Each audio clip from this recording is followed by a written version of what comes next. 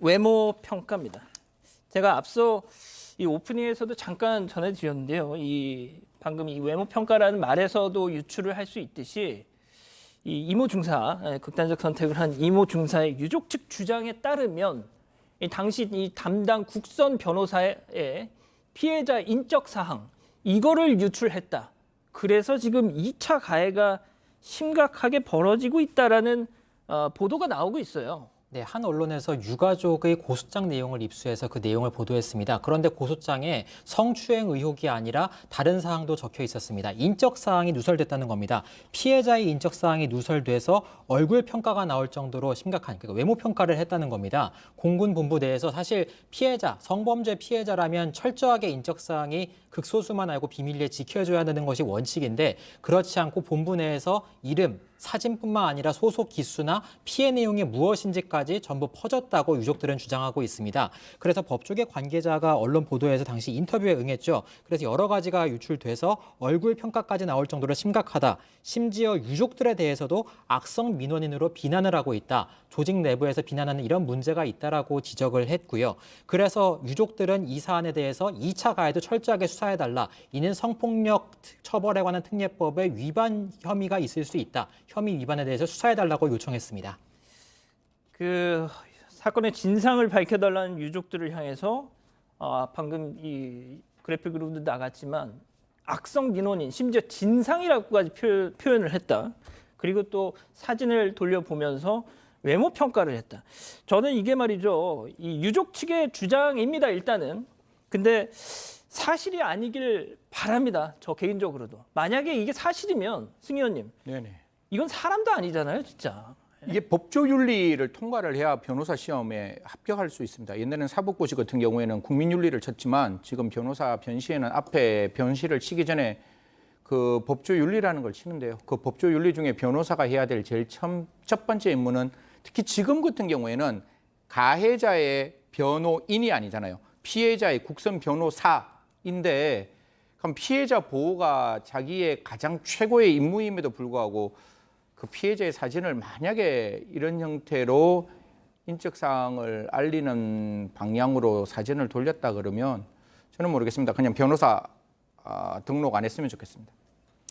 자, 그러면 지금 국선 변호사 측 이제 이 사건을 담당했던 국선 변호사 측 어떻게 지금 대응을 하고 있어요? 일단 사실이 아니라고 했습니다. 허위 사실이기 때문에 일부 언론에서 나온 그런 내용에 대해서 고소하겠다 이런 입장을 밝혔는데요. 원래는 이제 국군 군검찰에 고소를 하겠다고 했었는데 이게 고소를 하는 대상이 민간인이기 때문에 군 검찰은 지금 맞지 않는 상황입니다. 그래서 관할 문제가 있기 때문에 원래는 이제 오늘 고소를 하겠다. 바로 이제 국방부 검찰단에 고소장을 제출하겠다라고 했다가 이제 관할 문제 때문에 또 다른 방식으로 법적으로 대응하겠다. 전혀 사실무근이다. 이렇게 말을 했습니다.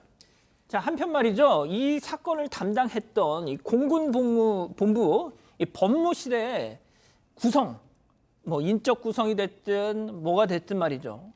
그러니까 이런 좀 논란이 나올 수밖에 없는 애초부터 그런 구성이다 뭐 이런 지적도 있습니다. 그렇죠. 뭐 저 역시 육군본부 뭐 국방부에서 법무관을 했었고요. 뭐 군판사라든지 군검사 일을 했었는데 아마 지적들이 이런 겁니다. 군법무관 중에 일부는 군사법원의 판사를 하고 또 일부는 군검찰의 검사를 하고 또 일부는 변호사 역할을 하다 보니까 같은 식구끼리 제대로 작동할 수 있을까라는 의문을 제기한 겁니다. 그 사람들이 한 방에 있나요? 막 그런 부대도 있고요. 근데 요 공군본부는 그렇지는 않습니다. 예. 특히 성범죄 피해자를 변호하는 국선 변호하고 가해자를 변호하는 국선 변호하고 다릅니다.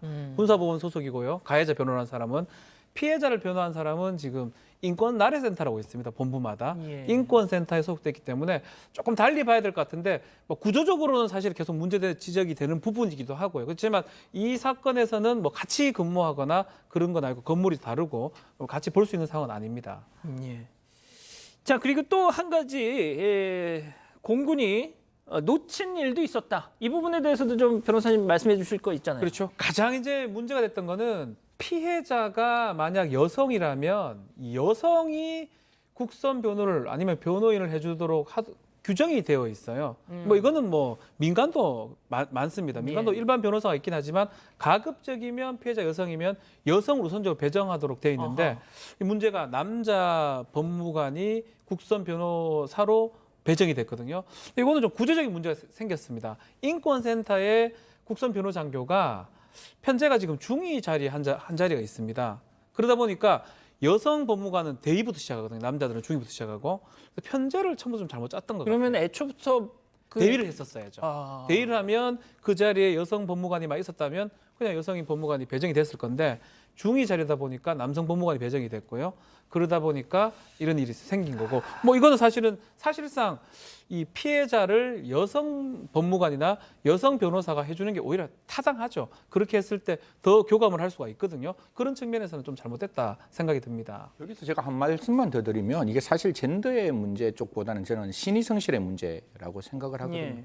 이게 뭐 남성이 됐건 여성이 됐건 피해자의 마음을 어루만졌으면 문자하고 전화가 아니라 아무리 코로나19라도 지금 정말 힘겹게 버팅기고 있는 그 사람의 마음을 조금 생각했어야 되는데 물론 뭐 저 피해자 변호사 측의 입장에 따르면 나이도 아직 이제 중위밖에 안 된 세계 20대고 또 뭐 개인적인 사정도 있고 또 이렇게 군에서 바깥에 나갔다 돌아오면 당연히 이제 격리 조치도 되다 보니까 좀 불편한 어색한 예, 부분이 있었지만 조금 주인공의 입장에서 피해자의 마음을 조금 어루만졌으면 어떨까 그 부분에 대해서는 아마 입이 10개라도 할 말은 없지 않을까 그렇게 아니 생각합니다. 좋은 지적해 주셨어요. 뭐 그게 남성 변호사든 변호인이든 여성 변호인이든 아니 피해자의 아픔에 대해서 진짜 제대로 이해하고 공감했다면 성별이 무슨 상관이 있겠습니까? 그럼요. 자, 그런데 국방부 검찰단 어제 공군 20 전투 비행단을 압수수색했다는데 뭐 좀 소득이 있나요? 현재까지 소득은 오늘 조사를 하기 위한 사전 작업으로 풀이가 되고 있습니다. 오늘 그 은폐, 회유 의혹을 받고 있는 준이나 상사 등에 대해서 불러 조사하고 있는 것으로 전해졌습니다. 오늘 조사를 위해서 물증을 어제 확보한 것으로 추정되고요. 일단 어제 압수수색이 있었지만 그 전까지는 2달간 수사가 미진했다고 앞서 여러 번 설명드렸잖아요. 예, 예. 그리고 가해자의 휴대전화를 확보한 것도 지난달 말쯤이었습니다. 가해자를 불러 조사하는 과정에서 이미 제출로 받았고 그 다음에 언론 보도가 계속되자 속도를 내는 것으로 보입니다. 그래서 오늘 조사에 따라서 회유 은폐 의혹을 받고 있는 상사들이나 아니면 당시 3월에 성추행이 났을 당시 차량을 운전했던 운전자인 하사까지도 구속영장을 청구할지 검토한다는 방침입니다. 그렇군요. 자, 그리고 또 이것도 오늘 조간신문에 난 보도 내용이라서 한번 짚어봐야 될 것 같은데 이모 중사가 이 자해를 했다. 그러니까 극단적인 선택을 하기에 앞서서 이런저런 호소를 했는데 아무런 반응이 없자 자해를 했다. 이런 보도가 나왔어요. 근데 관련해서 군의 입장이 나왔습니까? 네, 일단 이 한 매체에서 보도한 내용인데 일단 3월에 피해 사실을 이제 상부에 알렸습니다. 하지만 한 달 넘게 아무런 조치, 적극적인 조치가 이루어지지 않으니까 이 피해자였던 이 중사가 4월 한 중순쯤 이런 스스로의 몸을 해치는 행동을 했다. 이런 언론 보도가 나왔습니다. 이게 사실이라면은 이런 사실을 알고도 적절한 조치를 취하지 못한 문제점을 지적할 수 있겠는데요. 일단 공군 양선평등센터와 20비행단은 이를 인지하고도 별다른 조치를 취하지 않았다. 이런 의혹이 불거진 것에 대해 일단 확인 결과 자해 시도는 없었다라면서 다만 이 극단적인 선택을 하려는 그 암시하는 그런 문자를 보낸 건 맞다. 이렇게만 입장을 나타냈습니다.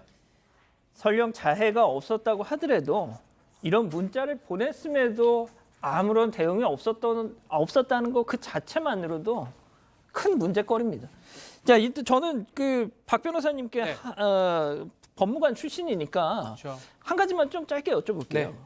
뭐 어떻게 해야 됩니까 이거 진짜? 상당히 아쉬운 부분이에요. 뭐 저도 오랫동안 법무관 생활을 하면서 이런 일을 막기 위해서 여러 가지 규정들도 뭐 바꾸고 했던 기억들이 나는데 아직까지 문화가 그대로라는 측면이 가장 안타깝고요. 결국 지휘관이 그 지휘 책임을 지지 않기 위해서 사건을 은폐하거나 회유했던 그런 모습들이 지금까지 있었고 그래서 지금 앞으로는 회유한 거는 강요죄나 강요미수죄가 될 수가 있습니다. 조사를 아마 할 겁니다. 2차 가해 부분도 할 거고요. 설사 범죄로 의율할 수 없다 하더라도 징계를 해서 앞으로 절대로 이런 일이 일어날 수 없도록 예. 조치를 취할 필요가 있지 않을까 생각이 됩니다. 알겠습니다. 첫 번째 사건 이렇게 마무리하고요.